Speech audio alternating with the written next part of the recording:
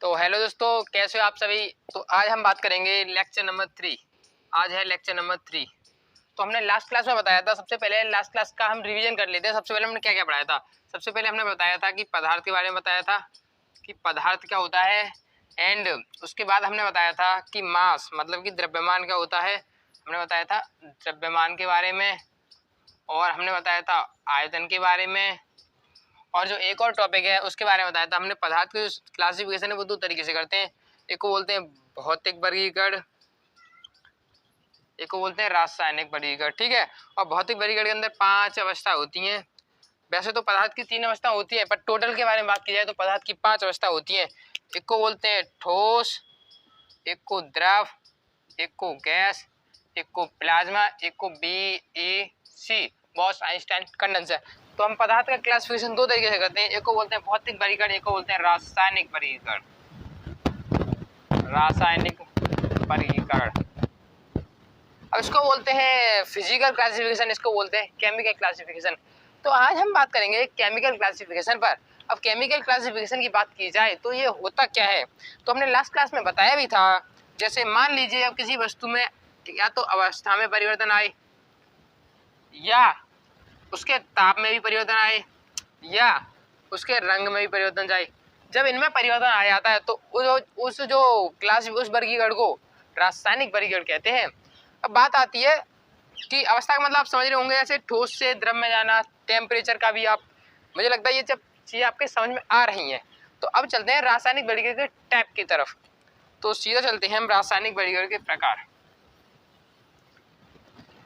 जो रासायनिक वर्गीकरण होता है उसको हम दो तरीके से डिवाइड करते हैं। एक को बोलते हैं हम प्योर सब्सटेंस, मतलब कि एक तो होगा शुद्ध पदार्थ, एक होगा प्योर का मतलब इसको यहाँ पे लिखेंगे, एक तो होगा शुद्ध पदार्थ और एक होगा अशुद्ध। एक होगा अशुद्ध। यहाँ पे अशुद्ध का मतलब है, मतलब अशुद्ध का मतलब क्या होता है, कोई ना किसी चीज का मिश्रण होगा। तो यहाँ पे लिख सकते हैं हम अशुद्ध का मतलब मिश्रण। अब इसको बोलते हैं इंग्लिश में प्योर सब्सटेंस। Pure substance. और इसको बोलते हैं मिक्सचर।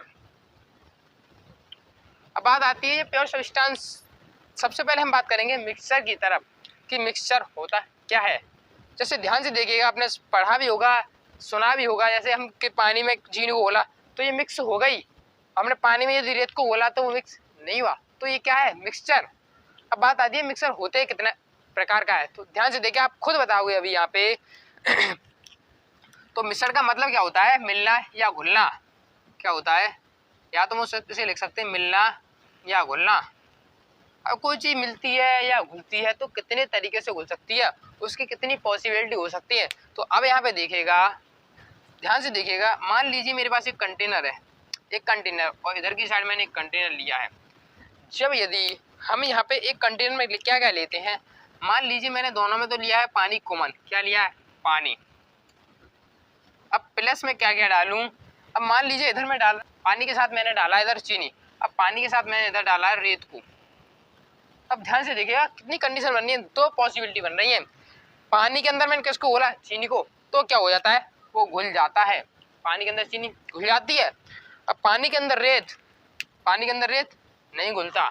तो हमारे मिश्रण कितने तरीके के, दो तरीके के, एक तो जो घुल गया और एक नहीं घुला।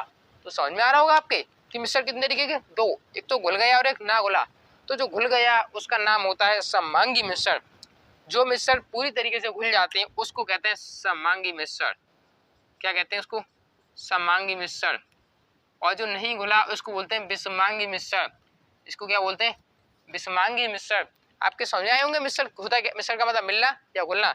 कितने तरीके से, दो, या तो कोई चीज घुल जाती है और एक कोई चीज नहीं घुलती। जो पूरी तरीके से घुल जाती है उस मिश्रण को कहते हैं समांगी मिश्रण, और जो नहीं घुलती उसको कहते हैं विषमांगी मिश्रण। आपके समझ में आ रहा होगा। अब मैं यहाँ पे इसको मिटा के एक बार और लिखता हूँ। तो मिश्रण का मतलब आपको समझ में आ रहा होगा। मिश्रण कितने तरीके के होते हैं, दो।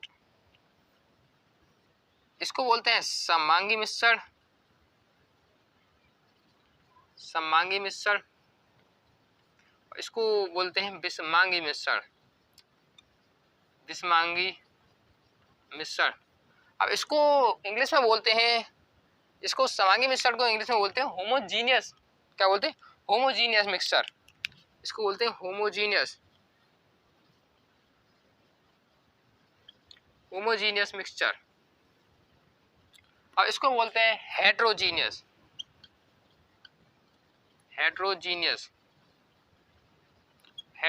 मिक्सचर। अब देखिएगा कि समांगी मिश्रण और विषमांगी मिश्रण के आपके ये तो क्लियर होगा कि समांगी मिश्रण होता क्या है। जो पूरी तरीके से घुल जाए उसको समांगी मिश्रण कहते हैं, और जो पूरी तरीके से नहीं घुल जाए उसको विषमांगी मिश्रण कहते हैं। यहाँ पे एक नाम और होता है समांगी मिश्रण को कुछ लोग विलयन भी कहते हैं। समांगी मिश्रण का दूसरा नाम क्या है, विलयन।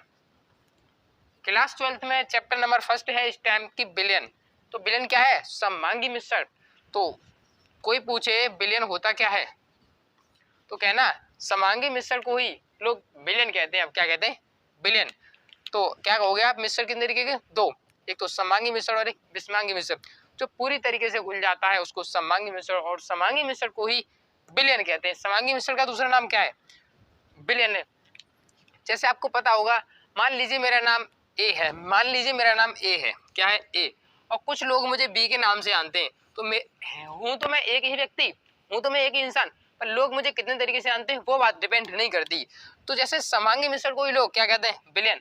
है तो वही सिस्टम, क्या है वहाँ पे, जैसे हमने पानी लिया और पानी में हमने कोई ऐसी चीज घोल दी जो घुल जाए, जैसे नमक घोल दिया हमने तो घुल गया, तो क्या है वो, समांगी मिश्रण। या कुछ लोग उसे विलयन भी कहेंगे, बात तो एक ही है। ये समांगी मिश्रण और विलयन होता क्या है। नेक्स्ट क्लास में हमारा टॉपिक रहेगा, क्या रहेगा, बहुत जहाँ मिश्रण था हम विलयन के टाइप रहेंगे कि विलयन कितने प्रकार का होता है। क्लास 10th के हिसाब से बताएंगे हम विलयन कितने प्रकार का होता है, और कंसंट्रेशन के बारे में बात करेंगे। और जो अगला था हमारा मिश्रण के बाद इधर क्या रखा था, प्योर सब्सटेंस, कि प्योर सब्सटेंस को कितने भागों में बांटते हैं। जब ये पूरा कंप्लीट हो जाएगा तब हम स्टार्ट करेंगे क्लास 10th की केमिस्ट्री। तो दोस्तों आज के लिए काफी, नेक्स्ट क्लास में बात करेंगे। दोस्तों वीडियो को लाइक एंड चैनल को सब्सक्राइब करना ना भूलना। धन्यवाद दोस्तों।